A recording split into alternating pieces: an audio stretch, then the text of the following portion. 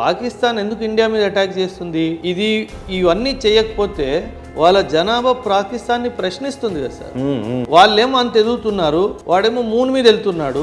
నువ్వు మాకేమి ఇచ్చావు? తినడానికి 2 పూటలు ఫుడ్ ఇవ్వట్లేదు నువ్వు. ఇప్పుడు పర్ క్యాపిటల్ ఇన్కమ్ ఫస్ట్ ఎకానమీలో ఉన్న యుఎస్ తో ఎలా కాంపిటీట్ అవుతుంది, చైనాతో ఎలా అవుతుంది, ఈవెన్ జర్మనీ కూడా ఏం తక్కువ లేదు, ఆల్మోస్ట్ 34 lakhs ఏమో అనుకుంటున్నాం.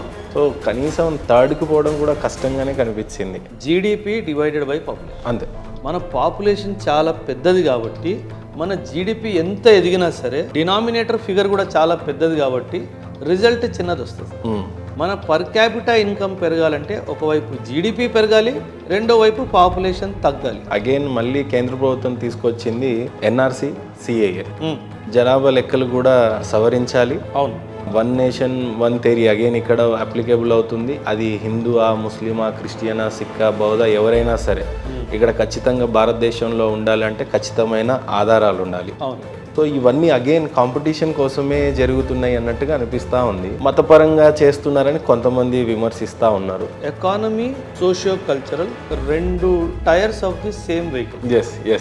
ఒకటి ఎకానమీ, ఒకటి సోషియో కల్చర్. మనం హిస్టారికల్ గా మన దేశాన్ని చూసుకుంటే పాపులేషన్ కంట్రోల్ అన్నది కొన్ని రిలీజియస్ బిలీఫ్ సిస్టమ్స్ లో లేవు.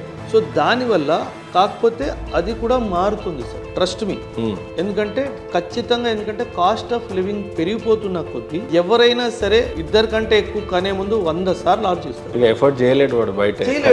ఒకడు 10 మందిని పెంచాలంటే కష్టం. ఎందుకంటే పరిస్థితులు అలాగైపోతాయి. Cost of education, cost of health బాగా పెరిగిపోతుంది కాబట్టి ఆటోమేటిక్ గా జనాభా కిందికి వస్తుంది.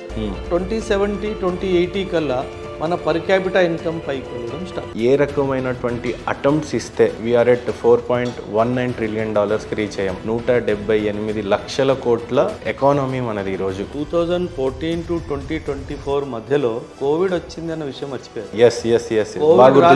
మనం 21, 22లో సాధించాలి. పాకిస్తాన్ నా మీద యుద్ధానికి వస్తే నేను తిరిగి యుద్ధం చేస్తాను. 2008లో పాకిస్తాన్ మన మీద ముంబైలో అటాక్ చేస్తే మనం ఏం చేసాం సార్?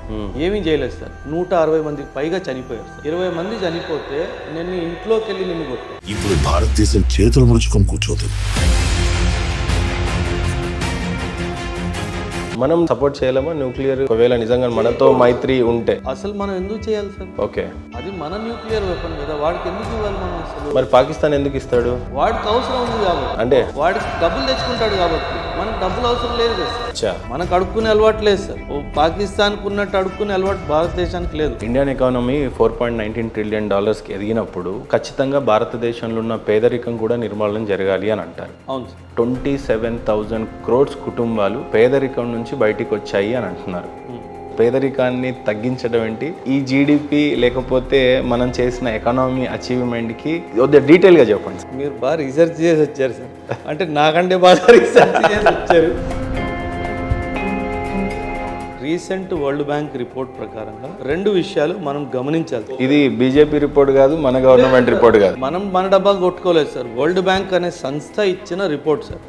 గత 10 సంవత్సరాల్లో భారతదేశంలో 27 కోట్ల మంది పావర్టీ నుంచి బయటకు వచ్చారు. ఇది one of the greatest achievement sir. నిజంగా మీరు అన్నట్టు అందరూ 3 పూటలు తిని పడుకుంటే దట్స్ ట్రూ ఇండిపెండెన్స్. నేను అదే చెప్తున్నాను కదా సార్.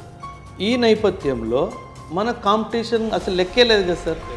మనమే కాంపిటీషన్. పాకిస్తాన్లో చాలా మంది ఎక్స్ట్రీమ్ పవర్టీలో వెళ్ళిపోయారు ఈ 10 సంవత్సరాల్లో. ఈ రోజు ఇదే రిపోర్ట్ ప్రకారంగా 44.5 or 44.6% పాకిస్తాన్ పాపులేషన్ ఎక్స్ట్రీమ్ పవర్టీలో ఉంది. 44. నేను జోక్ చేయట్లేదు. ఇంకేం బతుకులు సార్? 50% మొత్తం కంట్రీ ఇంకా ఇలానే దరిద్రంలో ఉంటే ఇంకేంటి? వెళ్ళిపోయింది. That's what. తినడానికి కూడా గడవదు కదా సార్ అప్పుడు. అదే కదా వచ్చింది బాధ సార్.